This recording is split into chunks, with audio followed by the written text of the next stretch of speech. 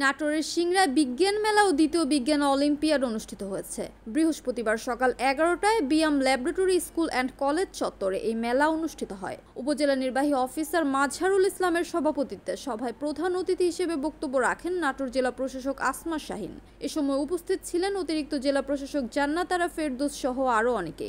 স্বাগত বক্তব্য রাখেন বিয়াম ল্যাবরেটরি স্কুল অ্যান্ড কলেজের অধ্যক্ষ উজ্জ্বল হোসাইন। মেলায় 15টি স্টলে বিভিন্ন বিজ্ঞান বিষয়ক প্রদর্শনী স্থান পায়।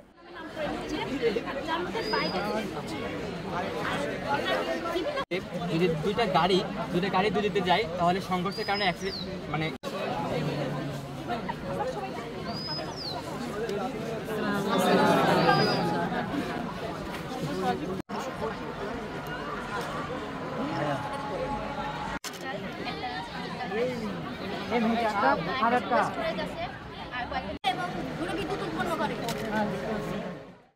Mohammad Motaleb Hossain, NAN TV, Natore.